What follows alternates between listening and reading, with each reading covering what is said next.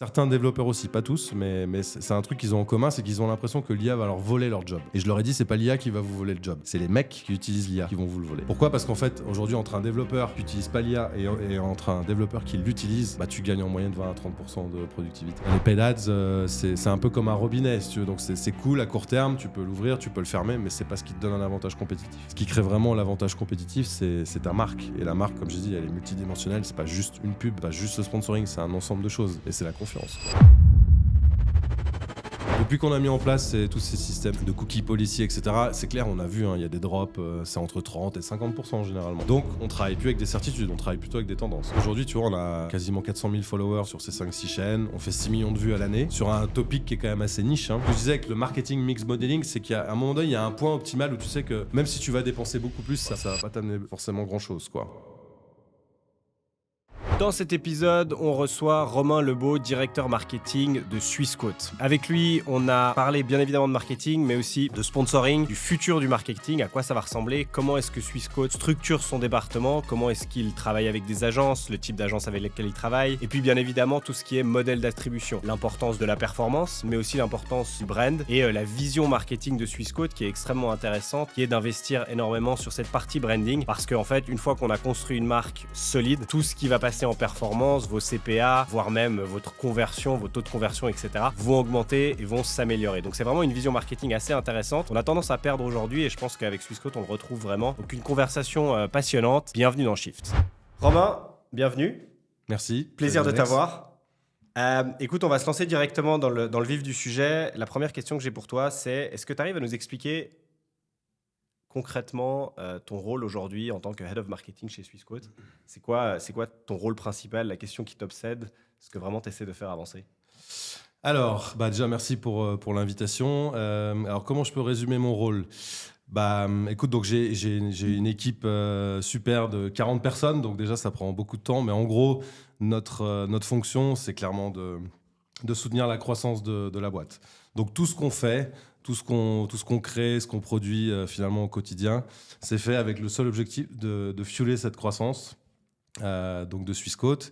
Et puis à mon niveau, c'est clair, le rôle d'un directeur pour moi, c'est d'orchestrer, donc de faire en sorte que voilà, tout le job en fait soit bien réparti entre les différentes équipes, que chacun finalement ait connaissance et conscience de voilà quelle est l'attente au niveau de sa contribution. Qu'est-ce qu'il doit faire finalement pour répondre à tous ces objectifs qu'on se fixe. Et voilà, donc si je devais résumer ça comme ça. Tu parlais avant, c'est peut-être intéressant parce qu'on en a parlé avant qu'on commence, mais je pense que c'est pas mal de le répéter. C'est aujourd'hui, tu disais 40 personnes. Comment c'est splitté ces 40 personnes en fait aujourd'hui dans un département marketing, dans votre département marketing ? Ouais. Alors nous, on l'a réparti en 3 pools aujourd'hui. Donc on a un pool qu'on a nommé brand, donc qui s'occupe principalement de la brand, mais surtout en fait de tout ce qui est le plan marketing, le plan média, l'advertising. Donc c'est une équipe qui travaille beaucoup avec nos agences partenaires, l'agence créa, les agences médias, et c'est aussi l'équipe qui gère notre présence sur tous les réseaux sociaux. Donc aujourd'hui, nous on couvre 13 plateformes. Donc ça va de Facebook, Instagram jusqu'à TikTok, TradingView, qui est un réseau social pour les traders. Donc cette équipe brand, elle s'occupe de ça. Après, on a une équipe growth marketing qui elle est plus axée sur la croissance, donc l'acquisition client à travers tous les canaux digitaux, donc le paid search, le paid social, le CRM pour toute l'activation, parce qu'aujourd'hui on a quand même plus de 700 000 clients, donc on a une grosse base finalement qu'on peut désormais exploiter. Donc là, c'est un gros sujet chez nous aussi ces derniers temps, de mettre en place des programmes CRM justement pour aussi monétiser encore plus finalement notre base de clients existants. Et puis après, le troisième pôle, c'est une agence digitale qu'on a montée in-house. Donc ça, c'est un souhait aussi de nos cofondateurs d'avoir vraiment cette indépendance et cette souveraineté digitale en fait vis-à-vis des écosystèmes d'agences, parce que nous, notre business model, il est 100% online. Donc on a une équipe de 20 personnes donc qui est responsable de développer et de maintenir le Swissquote.com, donc qui est notre flagship website. Et donc dans cette équipe-là, on a différents métiers. Donc on a des copywriters, des designers, des intégrateurs, des développeurs, et puis des gens pour gérer les projets. Voilà. Donc en tout, toute cette équipe, ça fait 40 personnes. Donc ça fait du monde. Ouais. C'est quoi juste la différence qu'est-ce que tu appelles agence interne plutôt que d'avoir, tu vois, plutôt que ce soit des employés directement, juste que je comprenne, est-ce que cette agence-là, elle bosse quand même que pour Swissquote, mais aussi pour d'autres clients? Non, elle bosse uniquement pour nous. Mais en fait, on la nomme comme ça parce que finalement, normalement, le modèle traditionnel, c'est que quand tu as un business, ton site web, généralement, tu l'externalises et donc tu fais appel à une agence digitale qui a généralement à l'interne des copywriters, des designers, donc tous les corps de métier en fait qu'on couvre nous aujourd'hui au sein de Swissquote. Mais l'idée, c'est ce que j'ai dit, c'est que on a cette équipe à l'interne pour justement pas être dépendant d'agences externes. Ils sont dédiés vraiment là-dessus. Ils sont dédiés uniquement au swissquote.com. D'accord. Après, ils travaillent sur d'autres projets créatifs. Donc, je sais pas, ces derniers temps, ils ont beaucoup développé des librairies d'assets 3D. Ils travaillent beaucoup sur les emailing. On refait des brochures aussi, donc ce genre de choses, des collatérales. Mais voilà, le cœur du réacteur, c'est quand même le .com parce que tout le trafic, nous, passe par là. Les gens qui ouvrent des comptes chez nous, ils passent forcément par le .com. Et puis en plus, au-delà de l'aspect business, on a aussi des aspects légaux, régulatoires. Donc, vous savez, on est coté en bourse, donc on doit publier nos rapports annuels, on doit faire des communiqués de presse.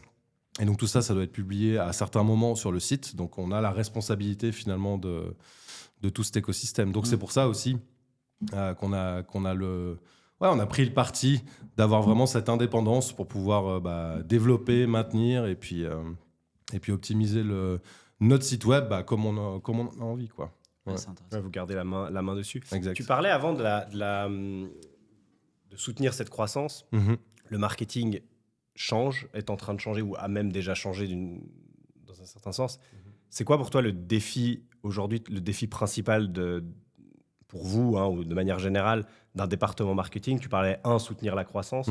Est-ce qu'il y a d'autres choses aujourd'hui qui viennent, qui sont vraiment ces défis principaux pour vous? Les deux, il y en a plusieurs. Il y en a beaucoup. Je dirais un des gros challenges, c'est un peu de pouvoir un peu prioriser dans la complexité, parce que finalement on fait énormément de choses sur une année, et d'autant plus quand tu as une équipe de 40 personnes qui intervient quotidiennement sur nos sites, les réseaux sociaux, les campagnes, les médias, etc. Donc et puis on a les lancements produits. On doit pousser certaines offres par moment. Donc c'est, je dirais, le gros défi en tout cas pour moi, c'est aussi de pouvoir prioriser dans toute cette complexité. Après, il y a aussi tout cette pléthore de canaux qu'on doit couvrir en fait. Donc j'ai dit avant, on est présent sur 13 réseaux sociaux. Et ça, c'est juste notre présence organique. Donc on doit produire du contenu pour ces 13 plateformes dans différentes langues en plus. Sinon, si on faisait qu'en anglais, ce serait trop facile. Donc, les défis, c'est ça. C'est clairement comment on optimise en fait l'ensemble des ressources qu'on a à disposition et pour être le plus efficace possible. Et où est-ce qu'on met nos billes aussi pour pouvoir justement être le plus performant pour soutenir cette croissance. Ouais. J'ai lu je sais plus quand, il y a quelques jours, genre prédiction marketing 2026, 2027, bref, des rapports dans ce genre. Il y en avait un des points qui était 3 canaux max, en gros.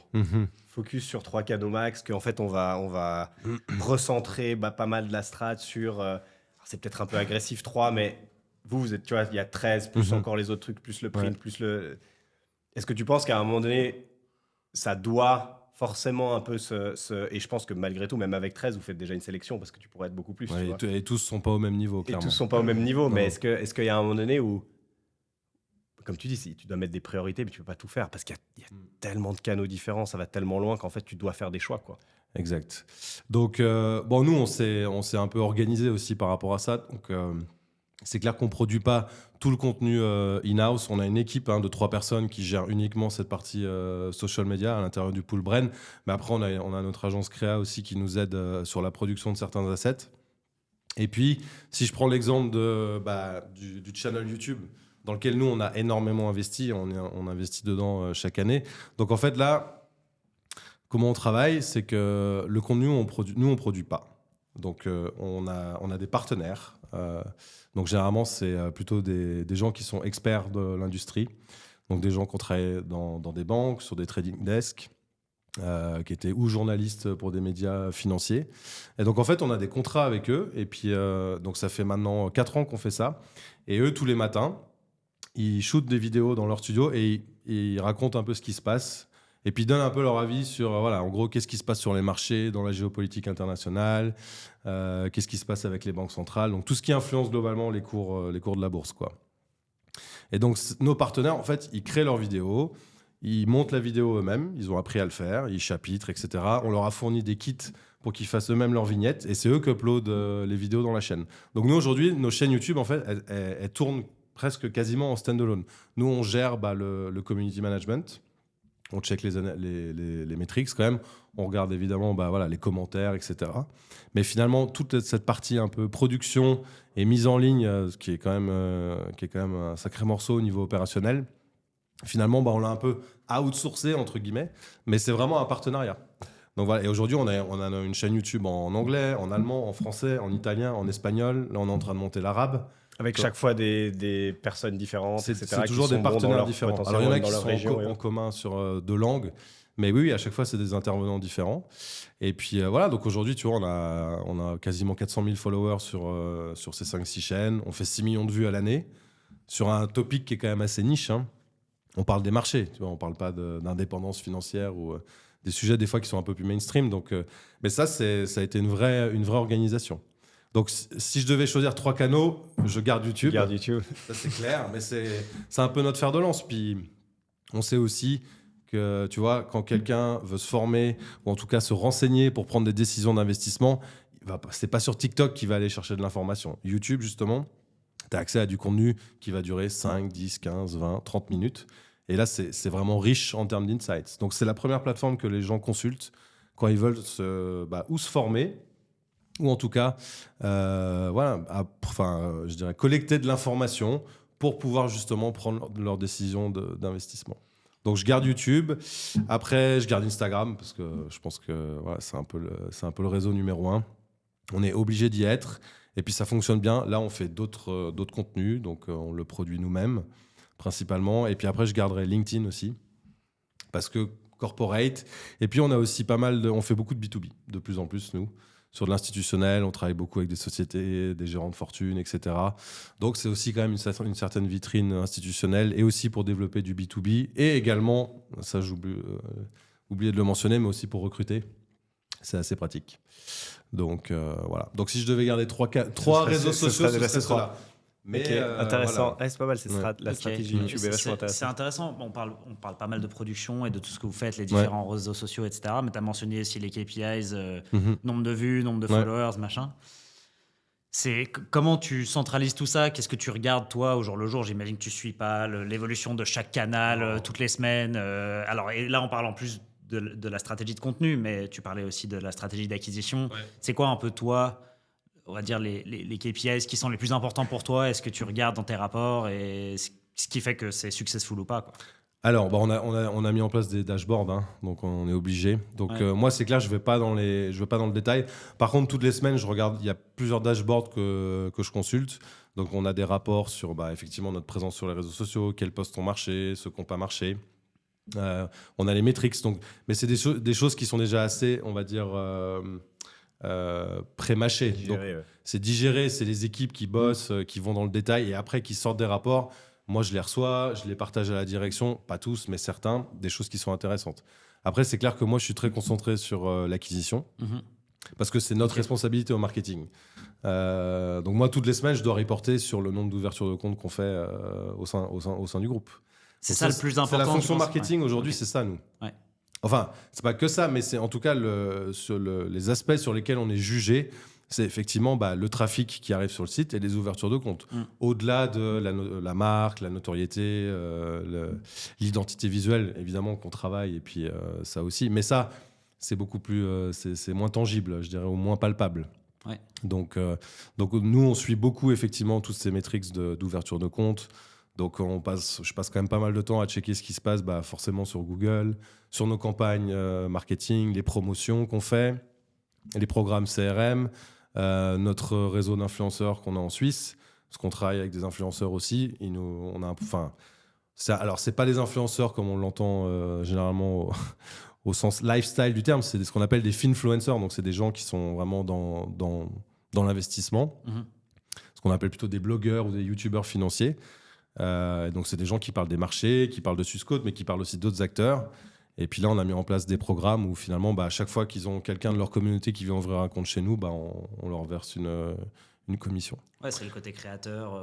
Exactement, ouais. Donc on a plusieurs leviers comme ça. Donc, et c'est ce que je regarde le plus souvent. Parce qu'on sait qu'aujourd'hui, la récolte de la donnée est de plus en plus dure aussi avec le RGPD, justement bien récupérer les données et tout. C'est quoi un peu ton avis là-dessus ? Écoute, mon avis, c'est que on doit faire avec. Donc, en fait, on n'a pas le choix. Donc, moi, je pense, depuis qu'on a mis en place tous ces systèmes de cookie policy, etc., c'est clair, on a vu, il y a des drops, c'est entre 30 et 50% généralement. Donc, on ne travaille plus avec des certitudes, on travaille plutôt avec des tendances, quoi. C'est un peu ça. Mais on arrive quand même à traquer des choses. Donc, on a ces dashboards. On sait que ce n'est pas 100% fiable, 100% complet. Enfin, ce n'est pas fiable, ce n'est pas 100% complet. Mais on a quand même une grosse moitié, voire les 2/3 de la donnée qui remonte. Et donc, on travaille avec ça. Et typiquement, ça, c'est un truc avec nos influenceurs. Tu vois, ils n'ont pas de lien qui pointe vers notre site. Nous, on leur donne un code promo. Puis en fait, les gens de leur communauté, quand ils viennent chez nous, ils insèrent ce code promo dans le formulaire. Donc, et on traque avec ça. À ce moment-là, c'est de la donnée qui vous appartient. Et là, c'est de la donnée, c'est du first party, donc ça rentre directement dans le CRM. Et donc, on sait exactement tous les mois combien il y a de clients qui sont arrivés via ces influenceurs, juste parce qu'ils ont récupéré le promo code pour avoir leur petit bonus de bienvenue. Mais sur vos, parce que nous, c'est une question qu'on se pose souvent, justement, par rapport à tout ce qui change aussi, par rapport au tracking. Et, comme tu dis, tu perds une partie et puis c'est moins précis qu'avant. Il y a 10 ans, tu disais, voilà, j'ai fait ça, il y a exactement ça qui s'est passé. Tu avais une vision extrêmement précise. On a tendance à perdre ça. C'est peut-être une bonne chose, je ne le dis pas forcément négativement. Est-ce que vous avez du coup pris une vision aussi plus globale de l'efficacité du marketing dans la croissance, tu vois, de dire avant on pouvait dire ce canal il rapporte tant, ce canal, maintenant c'est, tu vois, marketing efficiency ratio, c'est on a investi 10 000, on a récupéré 50, la boîte elle grandit, en gros c'est bon, tu sais, c'est un peu cette phrase, c'est j'investis, c'est quoi, j'investis j'investis 100%, mais la moitié, enfin, 50% de mon marketing me rapporte quelque chose, mais je sais pas quelle moitié. J'ai l'impression qu'on revient à ça, en disant on fait des choses, on n'est pas, c'est vachement difficile à mesurer. Et je pense qu'aussi, tu vois, même, on parlait du sponsoring aussi. Alors, c'est des choses qui sont très difficiles à mesurer. Et je pense qu'il y en a de plus en plus, en fait. Il y a la chaîne YouTube, tu vois. En même temps, ça amène des leads. En même temps, ça amène des gens, ça amène des visiteurs, ça amène du branding, ça amène tellement de choses qui sont presque incalculables. Et on se retrouve de nouveau dans cette phase-là où on investit pour faire grandir, en fait. Et puis, ça va payer, mais on ne peut pas vraiment le mesurer. Exact. Bon, là, il y a pas mal de sujets dans ce que tu dis. Donc, peut-être pour reprendre, donc pour moi, le marketing efficiency ratio, donc, on a une règle qui est assez simple. Nous, on est coté en bourse. Donc, on fait un revenu par an. On va appliquer un pourcentage et on va dépenser ça en marketing. Ça, c'est le premier truc. C'est on définit l'enveloppe. Donc, généralement, c'est 5-6% aujourd'hui. Donc, une fois qu'on a ces 5-6%, c'est la moyenne dans les services financiers en Europe. Juste, pardon, c'est tout compris, même c'est le département. C'est le budget marketing global à l'année, donc qui est de 35 millions, on va dire, à peu près. Et là-dedans, après, on fait un split. Donc, on met effectivement une partie dans tout ce qu'on appelle le branding, donc le sponsoring, les campagnes télé. On met une partie dans l'acquisition, dans le CRM, etc. Et puis, on met une autre partie dans tout ce qui est nos médias à nous, donc le site web, le magazine, le CRM, etc. Donc on split comme ça, on a différents paquets. Et après, effectivement, donc, qu'est-ce qu'on mesure ? Donc le sponsoring, comme tu as dit, nous on a un système, on sait très bien que voilà, on paye un fee à l'année. Et après, en fait, dans le sponsoring, comment on mesure ça, si c'est un bon deal ou pas, in fine, parce que c'est ça. Le sponsoring est là pour t'amener une certaine visibilité. Donc, on regarde ce qu'on a un métrique qui s'appelle le Media Equivalence. OK. Donc, exposure. Media Exposure Equivalence. Donc, en gros, si je paye, je sais pas moi, 1 million, alors dans un contrat de sponsoring, quand tu es dans le football, normalement, le bon ratio, c'est 1 pour 3-4. Donc, si tu payes 1 million de fees, tu dois normalement avoir l'équivalence d'exposition média de 3-4 millions. Donc, si tu es en dessous, c'est pas un très bon deal. Si tu es au-dessus, c'est plutôt un bon deal.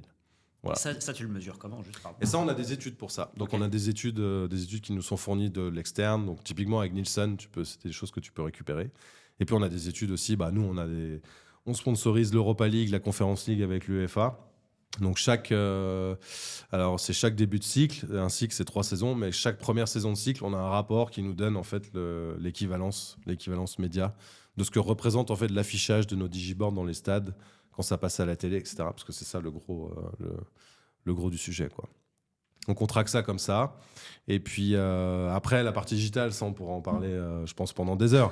C'est compliqué, c'est clair. Et puis en plus, pour ça je dis, on est dépendant de toute façon d'un Google ou d'un Meta, on n'a pas le choix. Tout le trafic est là. Tout le monde est sur Instagram, sur Google, sur YouTube. Donc on est obligé d'avoir de la visibilité sur ces plateformes. Pour autant, nous, on développe aussi nos communautés. Donc, je parlais de YouTube, donc ça, on le développe en organique, mais on a aussi on a un blog, on a un magazine, on a notre site, on a notre base client. Donc, on développe des choses. Et ça, je pense que c'est vachement important. Et après, l'attribution, donc ce que tu disais avant, comment je sais qui rapporte quoi, ça, c'est très compliqué. D'autant plus qu'on sait qu'un Google, un Meta, ils ont une vision qui est très auto-centrée. Donc, ils disent, non, c'est moi qui t'ai amené toutes ces conversions. Tiens, voilà le post-click, voilà le post-in. Puis, si tu regardes Meta, tu additionnes le tout. J'ai pas du tout ça, moi, dans mon CRM. Donc, ça va pas. Donc, on a essayé de mettre des trucs en place, nous, mais c'est vraiment compliqué. C'est très complexe. Et en fait, on a abandonné. Donc, on a dit... Par contre, on a trouvé un autre truc, là, maintenant, qui s'appelle le marketing mix modeling. Donc ça, c'est pas mal. On travaille ça avec une boîte qui s'appelle Funnel. Du coup, on a donc la logique, c'est quoi? C'est une logique un peu plus macro. Donc on part de l'historique. Donc le marketing mix modeling, il va analyser en fait tout l'historique des investissements marketing. Et puis, on va injecter la donnée de chez nous, donc en termes d'ouverture de compte et de revenus. Et après, on va modéliser en fait pour chaque canal, voilà, qui a contribué à quelle hauteur, et puis c'est quoi le montant optimal de dépenses. Voilà. Okay. Donc ça, c'est un truc sur lequel on a travaillé cette année. Et franchement, c'est assez... alors c'est pareil, c'est pas 100% accurate, mais ça donne une sacrée tendance quand même de ce qui se passe t'es obligé dans ton mix marketing. Et on l'a fait sur 4-5 ans. Donc en plus, le fait de prendre plusieurs années, ça te donne aussi ça te donne un trend, tu vois. T'es obligé, parce que comme tu disais, l'attribution, tu vois, last click, first click, d'une certaine manière, ça devient... Après, sur certains business, potentiellement, oui, mais pour une boîte comme la vôtre, qui vous faites justement plusieurs choses, ça devient impossible à mesurer de cette manière-là, quoi. Alors, de faire, comme tu disais, avec la funnel, etc., ça a l'air vachement intéressant de pouvoir le splitter comme ça. De nouveau, c'est pas ultra précis, non. Mais au moins, ça te donne des indications qui sont quand même très intéressantes. Exactement. Mais nous, ce qu'on regarde à la fin, finalement, c'est que moi, je sais qu'avec cette enveloppe globale, ce qu'on dépense donc en budget marketing et je sais qu'on doit faire un certain nombre d'ouvertures de compte à l'année. Donc, ça va nous donner un CPA. Et puis, je sais que mon CPA, il doit être d'un certain niveau, mais pas trop haut, parce que je sais aussi combien rapporte un client la première année chez nous. Ça, je ne peux pas le dire, mais on le sait. Donc, on ajuste le CPA par rapport à ça. Et comme j'ai dit, vu qu'on a des buckets dans notre budget, on sait globalement quelle partie on va mettre dans Google, dans les campagnes Paid Social, et on va travailler avec un target, ce qu'on appelle un target CPA, donc un coût d'acquisition cible. Et en fait, on sait très bien que si on reste à peu près dans cette fourchette-là, on est bon, en fait. Donc, travailler l'attribution, savoir qui... Et puis en plus, on le sait, à la fin, franchement, moi, ça fait plus de 10 ans que je bosse dans le marketing. Je prends l'exemple du programmatique. Plein de gens ont vendu le truc comme quoi c'était le modèle d'acquisition par excellence. C'est faux. Par contre, ça alimente le funnel. Donc, travailler du programmatique, donc du display ou de la vidéo, ce que tu veux, ça amène beaucoup d'impressions, ça amène quelques clics, un peu de trafic. Mais c'est pas ça qui convertit. Et puis en plus, je veux dire, c'est fini le temps où les gens voyaient une bannière, je clique, j'achète. Ça n'existe plus. D'ailleurs, c'est parce que la souris, elle a potentiellement, ça n'a même jamais existé. Mais je sais plus. J'ai lu l'autre jour. Je sais même plus combien il faut d'interaction avec une marque avant de la consommer la première fois.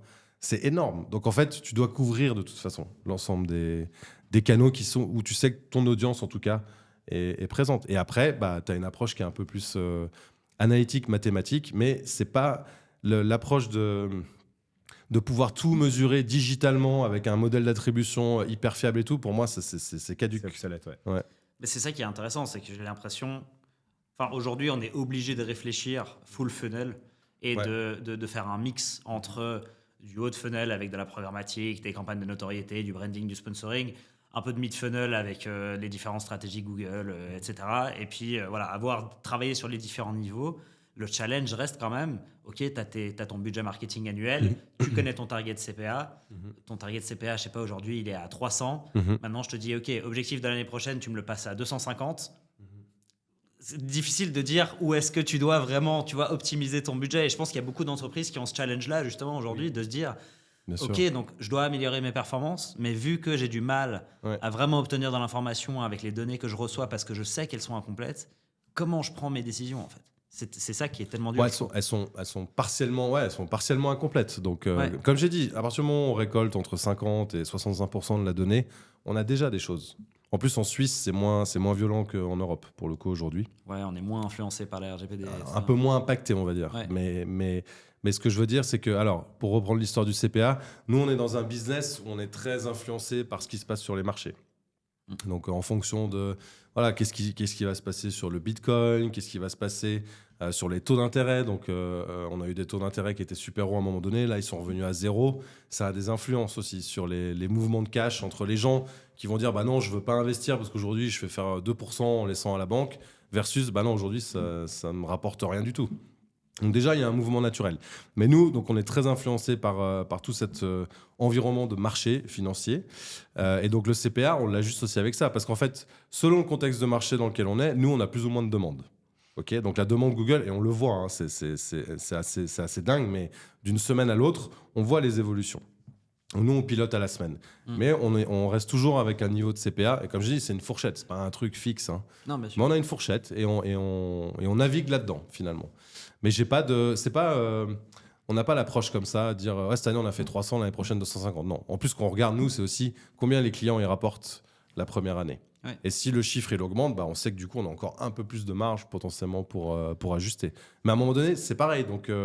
juste pour finir là-dessus, donc ce que je disais avec le marketing mix modeling, c'est qu'à un moment donné, il y a un point optimal où tu sais que même si tu vas dépenser beaucoup plus, ça va pas t'amener forcément grand-chose, quoi.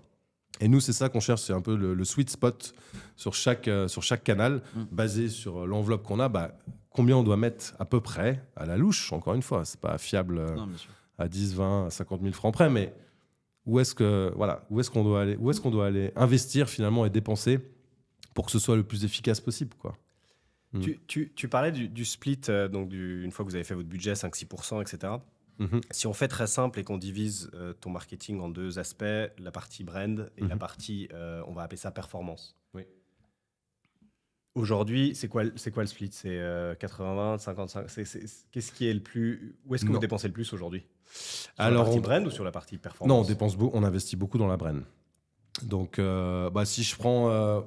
allez, je vais dire 60% en brand et 40% acquisition, même si c'est pas même un peu plus. Non, mais ça a toujours été le cas ou ça a switché? Ça a switché en cours, ouais. Non, on a beaucoup investi dans notre marque ces dernières années. Et quand je dis la brand, donc je parle pas uniquement que du sponsoring. Non, mais de manière globale. Là, typiquement, les émissions YouTube, nos chaînes YouTube, j'inclus ça dans la brand. Pourquoi? Parce qu'en fait, c'est pas des campagnes marketing, c'est du contenu, c'est pas du contenu commercial. Hein. Tout le contenu qu'il y a sur nos chaînes, c'est que de l'analyse, c'est que de l'information. Il n'y a pas de contenu commercial. On ne parle jamais de nos produits, etc. Et c'est gratuit, en plus. Et en fait, ça, on le fait pour la considération, pour la visibilité, pour le référencement, parce qu'on sait que YouTube, c'est Google. Donc c'est pas... Il y a un objectif derrière. Mais donc, effectivement, on dépense plus sur la brand que sur l'acquisition en valeur absolue. Pourquoi? Parce qu'en fait, nous, notre approche, notre conviction, c'est plus ta marque, elle est forte, bah, plus l'acquisition, elle va être facile. Et ça se vaut dans tous les business. Donc, l'approche, c'est ça. Et c'est vrai qu'on a énormément investi ces dernières années et on continue d'investir dans le brand parce que c'est vraiment notre croyance profonde.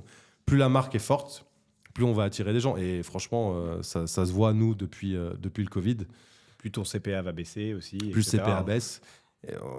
C'est un cercle vertueux, si tu veux. Donc, et puis, quand tu as une marque forte, c'est aussi pour les gens, c'est un raccourci mental. Le but, c'est que quand ils disent bah, tiens, j'ai envie de faire du trading, j'ai envie d'investir dans les cryptos, j'ai envie de placer mon argent, mais j'ai pas envie de payer des fees de je sais pas combien. Nous, le but, c'est que les gens ils disent bah, je viens chez Swissquote. Ouais, c'est top of mind, quoi. Mais cette mentalité, j'ai l'impression, je sais pas si c'est une stratégie, mais cette manière de penser, j'ai l'impression c'était la base du marketing. Ça s'est perdu pendant X années. Où on a investi, entre guillemets, que dans la performance, etc. Ouais. Et puis maintenant, on revient à ça de par tout ce qui se passe, etc. Est-ce qu'il y a un moment donné où vous investissiez plus en performance et moins en brand ou pas forcément, ça a toujours été Non. votre vision? Non, on a aussi notre CEO, Marc Burki, qui est un fervent, je dirais, croyant du marketing. Ah, Ok. Alors, je sais plus ce que je disais. Ah oui, est-ce qu'il y a un... Est-ce qu'il y a un moment donné où justement c'était différent? Attends, Ça va les oreilles? bonsoir. C'est vrai, ils m'ont sauvé l'ambulance. c'était Bouge-toi un bon coup. C'était quoi la question? La question c'était avant il y avait le branding, maintenant le marketing, oui, maintenant oui, le c'est ça. branding et tu parlais du CEO. Moi, je te laisse reposer Ouais. la question. alors. Est-ce qu'à un moment donné... Maintenant, vous investissez plus dans brand qu'en performance. Est-ce qu'il y a un moment donné où c'était l'inverse? Non, c'était pas l'inverse parce qu'on a notre CEO Marc Burki, lui, il a toujours été, c'est ce que je disais, un fervent croyant du pouvoir de la marque, du marketing, du branding. Donc moi, quand je suis rentré il y a 10 ans chez Swissquote, on était déjà sponsor de Manchester United. On était global sponsor, donc on investissait déjà. Et c'était vraiment le début. Avant, je sais pas, j'étais pas dans la société. Mais donc moi, ça fait 10 ans que je travaille au sein de la banque. On a toujours investi dans la marque à travers du sponsoring, à travers de la production de contenu. Le Swissquote Magazine, qui est distribué en Suisse dans les kiosques, c'est le deuxième magazine économique le plus lu du pays. Ça fait 15-20 ans qu'il existe. Donc il y a toujours eu cette croyance de dire, en fait, on va investir dans la marque parce qu'on croit dans le pouvoir de la marque pour la croissance du business. Et puis on sait que c'est un cercle vertueux. Encore une fois, plus la marque est forte, plus l'acquisition elle est optimale, quoi. Et donc ça nous coûte moins cher, in fine. Ouais, c'est hyper intéressant. Je pense qu'il y a un vrai changement de paradigme qui est en train d'opérer là-dessus. Et enfin, on revient un petit peu au marketing traditionnel et tout ça, mais sur la question peut-être IA d'aujourd'hui, futur, forcément, ça fait partie un peu de ce chamboulement. Enfin, il y a le problème d'attribution et de tracking qui est un souci lié à ça. Et il y a aussi le côté que l'IA, à notre sens, crée une sorte de banalisation. Et donc, en fait, la marque permet de survoler ça et d'avoir une puissance au-delà de l'IA. La question qu'on avait pour toi par rapport à ça, c'est selon toi, est-ce que l'IA elle apporte plutôt de l'efficacité au sein de tes équipes et ça vous permet de produire plus, d'être plus efficace, d'être meilleur dans ce que vous faites? Ou est-ce qu'au contraire, ça apporte trop de banalisation, ce qui fait que c'est compliqué? Peut-être c'est même un avantage, parce que du coup, tous les autres qui utilisent l'IA, qui n'ont pas la marque, qui n'arrivent pas à se mettre à ce niveau-là, du coup, ils sont pénalisés.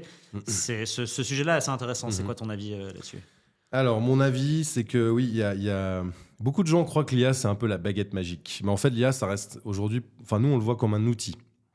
Donc, tu as mentionné deux choses importantes. Donc, l'efficacité. Donc, c'est clair que c'est pour ça que je dis on l'utilise comme un outil. Donc, on l'utilise aussi, nous, pour être plus productif. Et je vais donner des exemples après. Et on l'utilise aussi pour la partie créative. Mais c'est pas l'IA qui fait la création, c'est nous. Parce que l'IA, à la fin, elle te sort finalement ce que tu injectes dedans. Donc, la création, nous, on a développé toute une librairie de nouveaux key visuals, enfin des visuels. Et puis, donc, je sais pas, on en a fait une 50aine comme ça. Et en fait, on a revu toute notre librairie de visuels avec Midjourney. Donc, Midjourney, c'est la plateforme IA pour génération d'images. Donc, mais Midjourney, tu peux aussi, tu peux produire des bouses avec Midjourney. Il y a aucun problème. Si tu sais pas bien gérer les prompts, les rédiger, exactement définir les détails, etc. Ce qui va ressortir, ça va pas être dingue. Mais donc nous, on a travaillé avec une agence de corporate com, qui nous a aidés là-dessus. Donc, il y a eu beaucoup d'allers-retours. Donc, encore une fois, je dis, l'IA, c'est pas une baguette magique, c'est du taf derrière pour bien rédiger les prompts, pour bien traîner les algos, pour leur demander en fait de te sortir vraiment le visuel que tu as envie d'avoir, avec la qualité, avec le rendu, la colorimétrie, les personnes que tu veux mettre dedans. C'est un vrai travail. C'est un vrai job. Donc, c'est pas une baguette magique, mais c'est un outil qui est hyper puissant parce qu'en fait, tu arrives à sortir une librairie de visuels que tu serais incapable de sortir si tu organisais un shooting comme à la belle époque avec un photographe, des maquilleurs, coiffeurs, etc. Machin. Donc, et efficacité, c'est clair que... Alors, c'est pas que ça coûte beaucoup moins cher, mais ça coûte effectivement moins cher. En tout cas, je dirais, si tu dois, pour créer cette librairie, ça nous a coûté évidemment moins cher qu'un shooting, mais ça nous a pas coûté 1000 francs non plus, tu vois. Ça nous a quand même coûté des dizaines de milliers de francs. Mais ça, c'est l'investissement de départ. Maintenant, là, cette année, on a un modèle qui tourne. on a une librairie de visuels. L'algo, il sait exactement ce qu'on veut. Tous les niveaux visuels maintenant qu'on produit, ça va beaucoup plus vite. Donc, est-ce que ça, vous avez pu réduire, entre guillemets, le budget sur tous les photographes, etc., pour ensuite les mettre dans l'IA, ce qui va te permettre d'investir plus en branding et en acquisition, j'imagine, de réallouer un peu ce budget-là, quoi. Bah, nous, c'est un peu ce qu'on voit. Donc, après, on va pas réduire, je ne vais pas faire peur à nos agences, mais c'est clair que maintenant, on a dit aussi à nos agences, on veut intégrer l'IA dans le processus de production. Oui, puis ils feront peut-être autre chose, quoi. Ça ne veut pas dire qu'on va tout faire avec l'IA, non, bien sûr. Évidemment pas. Mais franchement, il y a un rendu qui est quand même extrêmement qualitatif. Et puis, encore une fois, c'est un outil. Donc, et là, je sais, il y a eu des cas. C'est quoi, ils ont fait une pub McDo aux Pays-Bas, là, apparemment, qui a été assez mal reçue. Tout fait avec de l'IA. Mais si le storyboard à la base, c'est de la daube, c'est pareil. Enfin, tu auras beau le mettre dans Gemini ou ChatGPT ou VO3 ou ce que tu veux. Si ton idée, elle n'est pas bonne, c'est sûr que ça ne va pas le faire. Ouais. Mais si tu as une super idée de départ et que tu sais bien travailler les prompts et travailler avec les algos, c'est un outil qui est absolument fantastique, quoi. Ça n'empêche pas que, voilà, typiquement, nous, donc pour certaines campagnes, oui, on fait appel à l'IA, mais c'est mentionné sur le site. Nous, on mentionne toujours si c'est clair. En plus, il y a eu le cas de la CFF récemment, on a vu. Donc on le précise. Et pour nous, c'est OK de faire comme ça. Maintenant, on ne fait pas tout avec l'IA. Typiquement, notre marque employeur, donc cette partie un peu plus culture d'entreprise, comment on la communique, comment on attire les talents chez nous, là, clairement, les shootings, on en fait, et puis c'est avec des gens de chez nous. On ne prend pas des visual stock comme font beaucoup de boîtes d'ailleurs. C'est vraiment des gens qui travaillent chez Swissquote. Donc, encore une fois, ça dépend des use cases. Mais je pense qu'il y a certains endroits, il y a certains sujets, il faut garder de l'humain, il faut garder vraiment de l'authenticité. Et puis, à d'autres, on peut très bien utiliser de l'IA, et aussi en restant authentique, franchement. Parce qu'à la fin, ce qu'on raconte, c'est une histoire. L'histoire que tu l'as créée avec de l'IA ou avec une société de prod qui fait de la post-production d'ailleurs sur tous les spots TV qu'on voit à la télé, la plupart, ils passent en post-production pendant des semaines. Sauf que les gens, ils ne le savent pas, ça. Mais la vérité, à la fin, c'est que ce qui compte, c'est l'histoire et ce que tu racontes. Voilà. Sans IA, j'ai l'impression que c'est le prochain sans gluten. Ça devient un label. C'est possible. Non, mais il y a la pub, tu as dû la voir, là, Intermarché, là, avec le mal aimé, ouais. Où ils ont tout fait à la main, old school, machin, toutes les avec animations, avec un studio de prod, old school pour montrer le côté humain, etc. Non, mais à part ça, le film est incroyable. Stylé. Non, mais le film est stylé, mais c'était. Il y a la chanson, de nouveau, c'est l'histoire derrière. Non, mais puis il y a l'histoire derrière, c'est. Exact. On a voulu remettre l'humain, machin, etc. Puis on fait faire part des trucs. Mais c'est l'histoire qui compte de nouveau. Là, ça a été un gros investissement pour Intermarché. Je crois qu'ils ont mobilisé, ils disaient, une centaine de personnes sur une année quasiment. Ah, mais c'est un méga truc. Ouais. Donc c'est gros. Mais le résultat, il est fantastique. Mais ils ont mis les moyens, on va pas se mentir. Tu penses, juste par rapport à ça, justement, IA, on va les mettre en opposition en soi, mais IA, humain, question peut-être un peu philosophique, mais tu penses que les prochaines années du marketing, elles vont plus se jouer justement sur la partie celui qui arrive à utiliser la tech et l'IA forcément de manière plus efficace, ou celui qui arrive à être le plus humain possible, peut-être en utilisant l'IA, mais le plus humain possible, et donc de par tu vois, est-ce que c'est l'efficacité ou le côté humain qui va prendre le dessus? Ouais, je sais pas, le côté humain. On peut mettre beaucoup de choses là-dedans. Moi, je crois, en tout cas, dans le futur, il y a plusieurs choses. Donc, le marketing, aujourd'hui, le but, c'est de quoi? C'est de rendre l'entreprise pour laquelle on bosse, finalement, peu importe le secteur, c'est de la rendre attractive, compréhensible et globalement crédible. Pour moi, c'est un peu les trois adjectifs, quoi. Donc, il faut que quand les gens ils entendent parler de toi et quand tu communiques, ils savent que tiens, Swissquote, c'est une boîte, je comprends ce qu'ils font, ils sont crédibles et puis c'est attractif parce que j'aime bien la com, j'aime bien la tonalité, j'aime bien la manière dont ils font des affaires aussi. Parce que donc c'est pas juste la com. Finalement, c'est comment on gère l'entreprise et pas uniquement sur la partie commerciale, mais aussi comment on gère la culture, nos talents, comment on recrute les gens, comment on fait rester les gens, comment on gère nos relations avec les médias, avec les actionnaires. Donc, il y a une marque, c'est multidimensionnel. Donc, dans le futur, je dirais, on vit dans un monde qui est complexe. Donc, pour moi, une qualité indispensable, c'est d'avoir un peu cette pensée en système comme ça, donc, et avec une réflexion stratégique. Donc, comme j'ai dit, savoir prioriser dans la complexité. Quand on est marketeur aujourd'hui, c'est indispensable parce qu'il y a tellement de sujets, on a tellement de choses à faire, il y a tellement de canaux, il y a tellement de choses à analyser qu'on doit prioriser. Donc ça pour moi, c'est indispensable. Après, il y a un mix de dire, il faut que j'ai quand même une culture un peu brand, marque. Faut que j'ai. Alors, est-ce qu'on doit être un créatif dans l'absolu? Puis ça veut tout dire, créatif.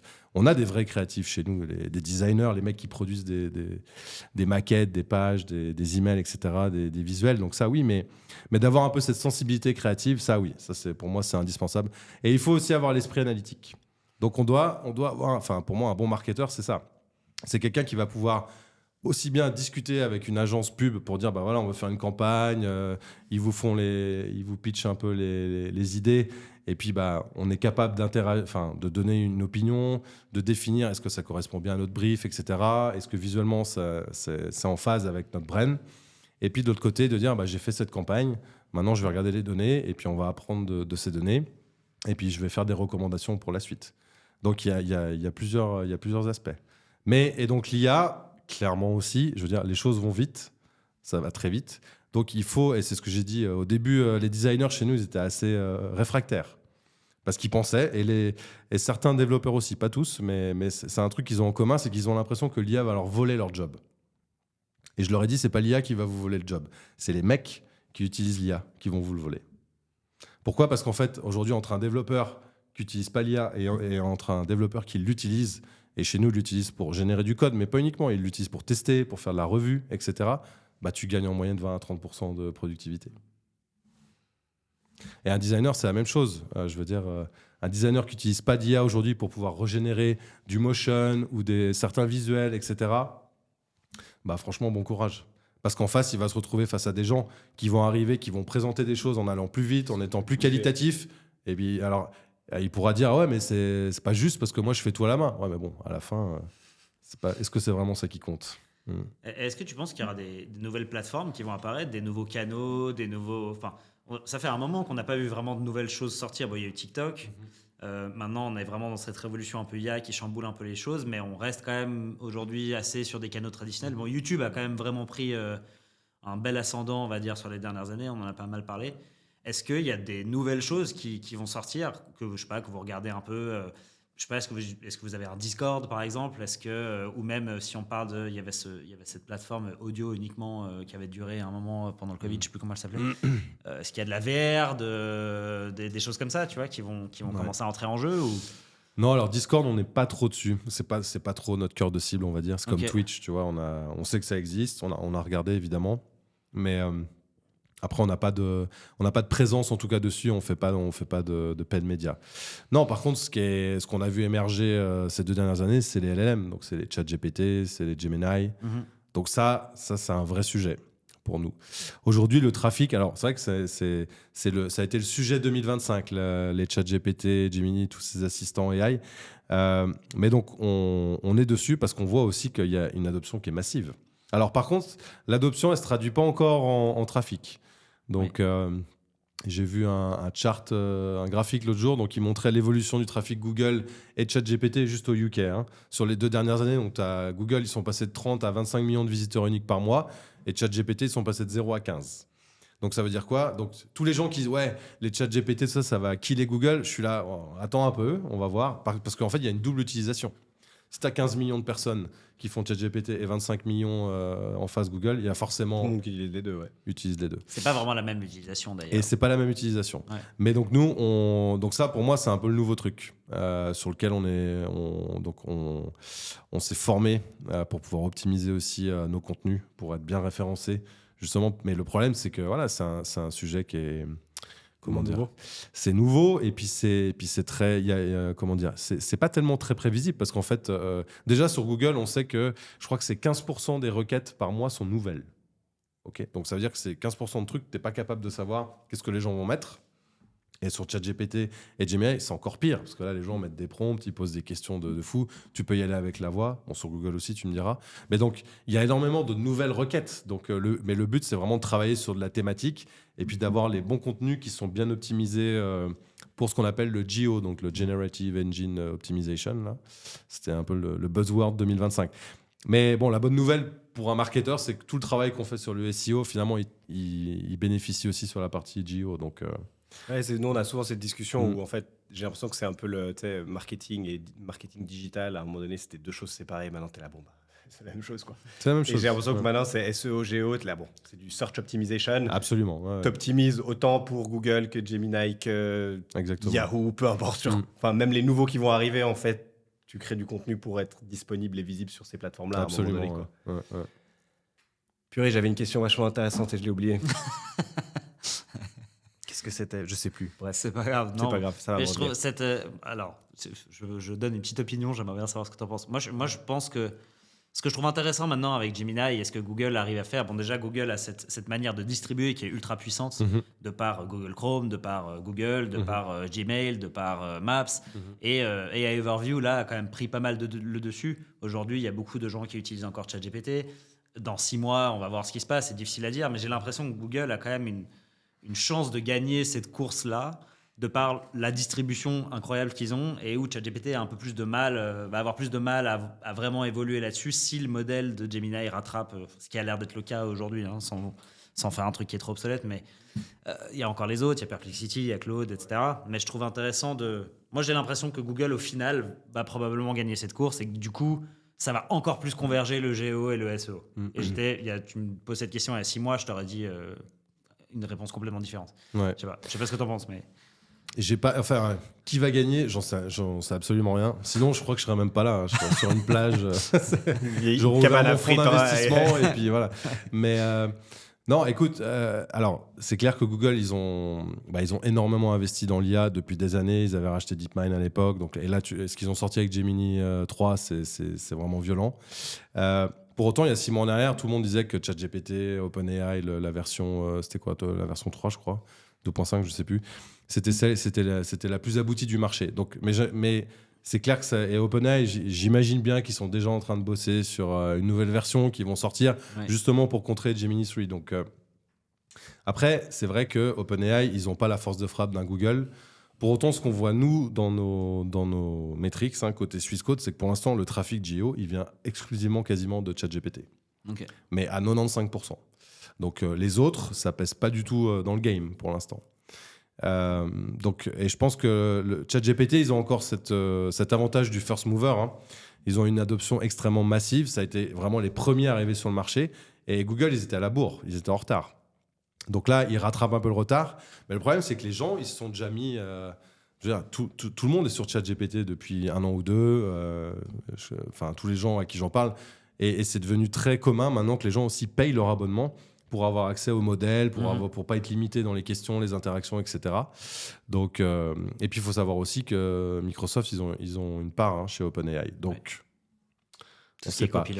Ouais, puis après, exact. Donc, imagine si OpenAI rentre en bourse ou que Microsoft rachète OpenAI, ça peut encore changer complètement la face du marché.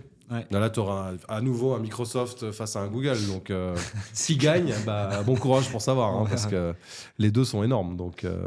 Est-ce que tu as retrouvé ta question? Non, mais c'est pas grave. J'en ai assez d'autres. J'en ai pas mal d'autres. Question qui, pour nous, est un peu, on va dire... comment on va dire, égoïste d'une certaine manière. On aimerait bien avoir ton avis là-dessus. Donc, avec Simba, on est une agence de performance. On fait du paid ads principalement. C'est quoi l'avenir du paid ads selon toi, avec justement tout ce qui se passe, les investissements de Meta en AI, etc. Ça ressemble à quoi dans quelques temps, même pour vous, à titre très personnel, avec Swissquote? Comment tu le vois évoluer ce canal-là? Il y a plusieurs scénarios. Je vois pas la mort des paid ads. J'y crois pas trop. De toute façon, les boîtes elles gagnent beaucoup trop d'argent aujourd'hui pour mettre un terme à ça. Le jour où ça disparaîtra, c'est que tout le monde paiera des abonnements. Voilà, ça, j'y crois pas mal. Donc aujourd'hui, par exemple, ce que tu disais sur Google, par exemple, on utilise énormément de services, mais c'est gratuit. Gmail, c'est gratuit. Google Maps, c'est gratuit. Chrome, c'est gratuit. Google Search, c'est gratuit. On paye à la rigueur Google Photos. Si tu as beaucoup de photos, comme ce que je fais, tu es obligé de payer un petit abonnement pour stocker, pour le storage. Mais sinon, tout le reste est gratuit. Donc, ces sociétés-là, aujourd'hui, se rémunèrent uniquement à travers le paid. Le jour où elles arrêteront de faire du paid, c'est parce qu'elles auront une autre source de revenus. Donc ça veut dire quoi? Ça veut dire que les gens, ils payent pour utiliser les services. Donc, je vois, ça, c'est un scénario qui va prendre, je pense, un peu de temps. Parce que les gens, on est habitué à utiliser tous ces services gratuitement. L'évolution, après, il y a quoi? Aujourd'hui, typiquement, c'est LLM, ChatGPT, Gemini. Il n'y a pas de pub encore aujourd'hui. WhatsApp, c'est pareil, il n'y a pas de pub. Est-ce qu'on va avoir de la pub dans ces trucs-là? J'en sais rien. À mon avis, j'ai envie de dire que oui. Mais donc je pense pas que ça va mourir. Je pense que ça va un peu changer. Mais à un moment donné, effectivement, je crois que il y aura. C'est un peu comme ce que fait Spotify finalement. Si tu m'utilises gratuitement, tu as de la pub. Si tu veux pas de pub, ou ce que fait YouTube déjà. Si tu veux pas de pub, tu payes. Voilà. Donc peut-être, je pense que c'est ça peut-être le modèle. Alors c'est pas le modèle du futur, c'est un modèle qui existe déjà finalement. Mais je vois ça.